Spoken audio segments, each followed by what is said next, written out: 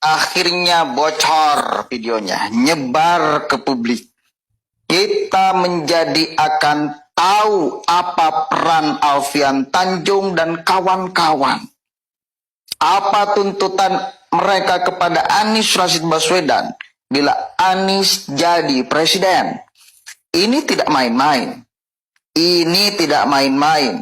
Alfian bahkan mengatakan semua jaringan yang telah kemudian dia miliki akan diaktifkan lagi, termasuk urusan HTI harus diaktifkan.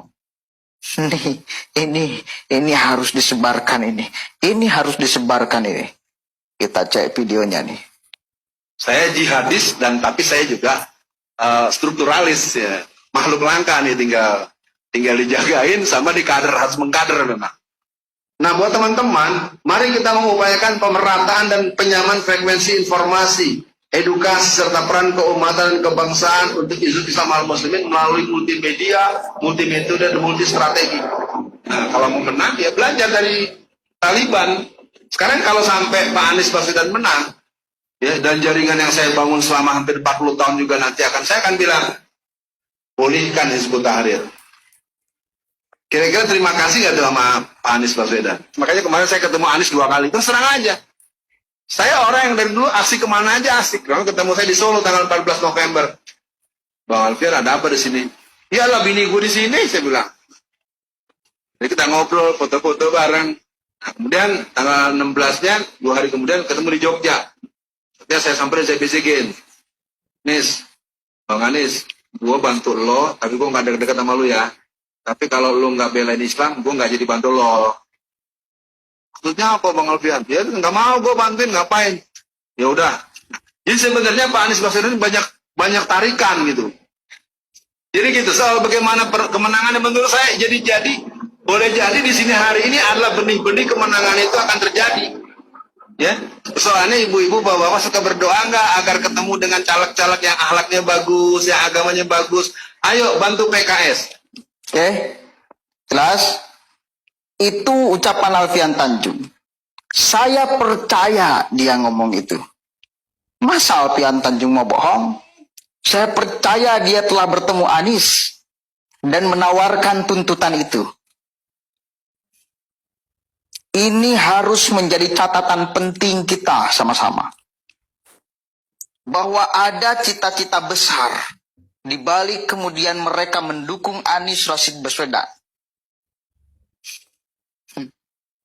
Tidak salah, dari kemarin saya selalu ngomong, hati-hati dengan Anies.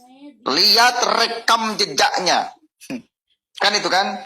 Lihat rekam jejaknya. Rekam jejaknya udah jelas membuktikan dia siapa, dekat dengan kelompok mana, apa visi misi kelompok itu.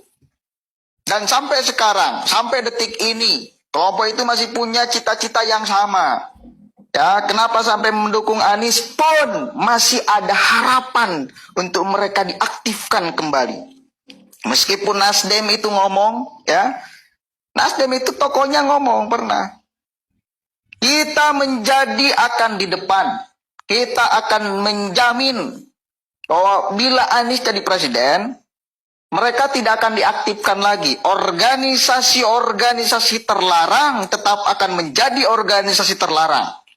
HTI akan tetap menjadi organisasi terlarang.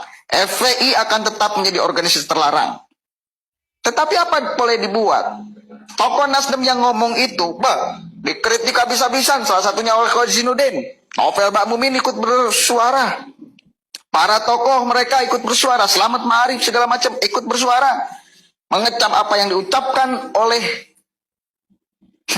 politisi senior Nasdem itu. Artinya apa? Udah jelas di sini.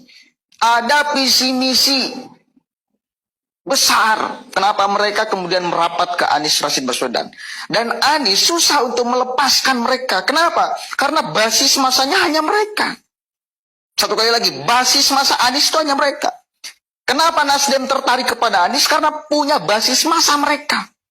Gak mungkin Nasdem memilih Anies bila Anies kemudian ditinggalkan oleh kelompok massa itu.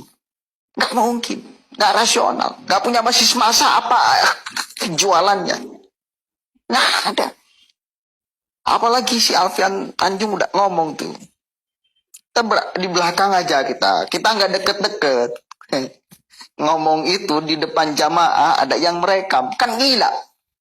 Emang kita nggak memantau setiap apa yang Anda ucapkan. Durasi berapa jam pun kita akan pantau. Per detik, per menit apa yang Anda ucapkan. Karena ini menyangkut Indonesia ke depan. Jangan sampai kita lalai. Jangan sampai kita lengah. Jangan sampai ada orang yang membawa visi misi untuk tidak bereskan Indonesia ini. Dia sampai mengatakan, si Alfian Tanjung sampai mengatakan, contoh Taliban. Taliban loh. Ya udah jelas-jelas mengatakan contoh Taliban. Taliban dia mau tiru. Kita tahu bagaimana proses Taliban menguasai itu. Makanya nggak heran bila ada di mana Kalimantan Selatan kalau nggak salah, ada sekelompok orang yang membawa banner, ya, lalu kemudian dia itu ngomong, kita akan memenangkan Anies dengan cara apapun. Dia ngeklaimnya sebagai front persaudaraan Islam demi tegaknya syariat agama, jihad katanya. Ini udah kayak gini mereka. Ini udah kayak gini mereka. Makanya mari sama-sama kita bersatu. Ya, yang mencintai Indonesia, yang mencintai NKRI, yang mencintai kebinekaan, keragaman, mari kita bersatu. Soalan Pilpres nanti itu bukan persoalan sepele. Ini persoalan serius. Karena pemimpin itu yang menentukan nasib bangsa ini, nasib keragaman kita ini. Kita nggak mau.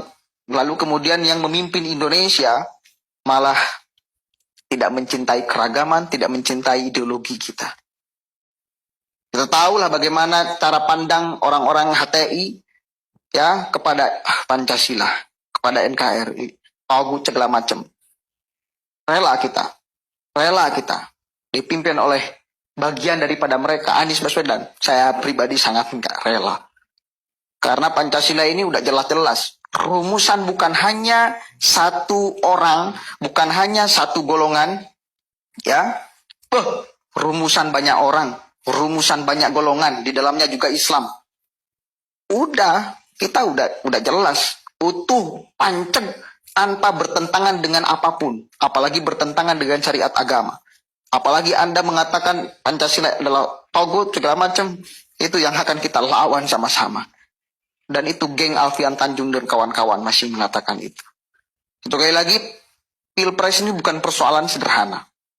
Ini persoalan serius. Persoalan Indonesia. Persoalan keragaman, kebinekaan, ideologi Pancasila. Dipertaruhkan. Bila benar-benar Anies nanti jadi capres. Udah jelas-jelas si Alfian ngomong itu. Jelas si Alfian ngomong itu. Dan kita harus catat dan ingat. Dan ini harus diviralkan. Biar kita paham semua. Kenapa kita sampai mewaspadai Anies. Kenapa? Karena ada kelompok itu di belakangnya. Ya. Assalamualaikum warahmatullahi wabarakatuh. Sebarkan ini seluas-luasnya, saudara. Mudah-mudahan menjadi amal jariah bagi kita semua. Dan ini jihad kita untuk mempertahankan NKRI Pancasila. Ya, salam hormat. Akhirnya bocor videonya, nyebar ke publik. Kita akan tahu